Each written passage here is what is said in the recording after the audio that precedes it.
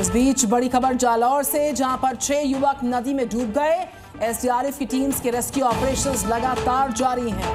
नदी के पास युवकों की कार मिली और बाढ़ के तेज बहाव में युवक बह चुके हैं। ये गाड़ी नदी के किनारे खड़ी थी, जिसकी वजह से इन युवकों का पता लगाया जा सका।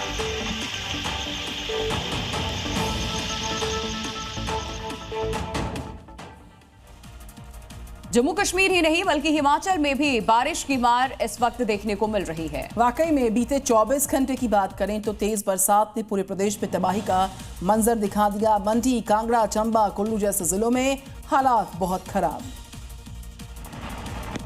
हिमाचल के खासकर मंडी में व्यास नदी का जलस्तर लगातार बढ़ रहा है और नदी किनारे बसे इलाकों में बाढ़ जैसे हालात बन गए हैं। ड्रोन से ली गई तस्वीरों में साफ दिख रहा है कि नदी का पानी कई जगहों पर किनारों को लांघकर बस्तियों तक पहुंच चुका है। व्यास नदी के किनारे स्थित ऐतिहासिक पंचवक्त्र महादेव मंदिर का बड़ा हिस्सा भी पानी में डूब गया है। बताया जा रहा है कि ये मंदिर करीब 300 साल पुराना है। तो वहीं मंडी में हो रही बारिश अब मुसीबत बन गई है। पाराशर का बागी नाला उफान पर है। नदी में बढ़ते पानी से बाढ़ जैसी स्थिति बन गई है। बड़ी खबर आजमगढ़ से आ रही है। गणपति पंडाल पर तनाव की खबर। पंडाल लगाने को लेकर विवाद छिड़ गया और नौबत कहासुनी तक जा पहुंची। डीजे बजाने को लेकर दरअसल विवाद हुआ था। दोनों गुटों के बीच में जमकर टकराव हुआ और पुलिस ने दोनों पक्षों को हालांकि समझाया। पुलिस ने बीच बचाव किया। यहाँ पर दो पक्षों के बीच डीजे बजाने को लेकर कहासुनी थी।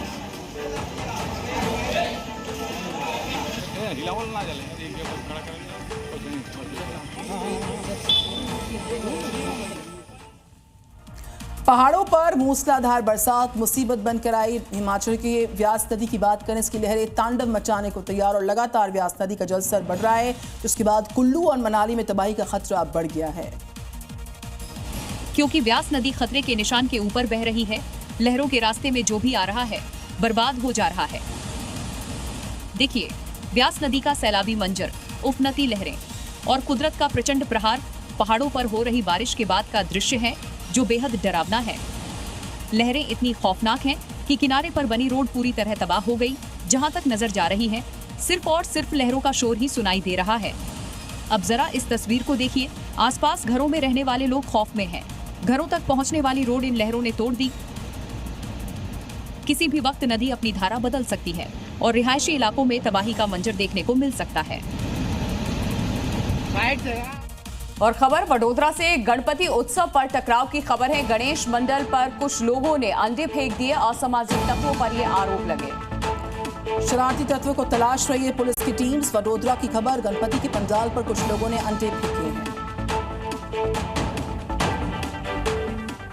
बाढ़ और बारिश पर पंजाब में बड़ा फैसला लिया गया। पंजाब में 30 अगस्त तक स्कूल बंद कर दिए गए। मौसम को देखते हुए राज्य के 7 जिलों में हालात बिगड़े हैं। नदियों का जलस्तर बढ़ने से परेशानियां हो रही हैं। पठानकोट जालंधर रेलवे रूट पूरी तरह से बाधित हुआ, पूरी तरह से बंद हो गया। 30 अगस्त तक सारे स्कूल्स को बंद करने का पंजाब में ऐलान, क्योंकि बाढ़ बरसात से हालात खराब और नदियां अपने पूरे दौर रूप पर आई हुई हैं।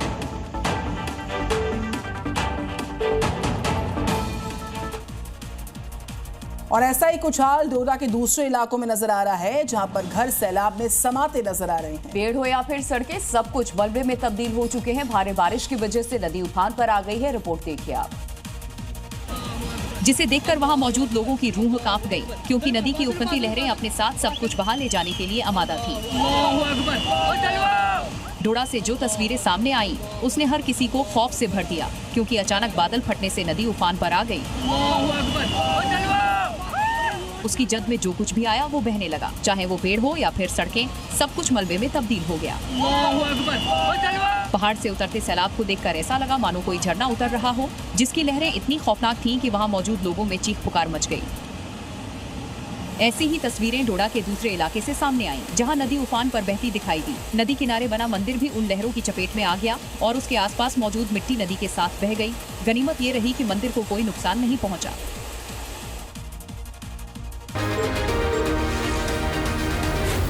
Zee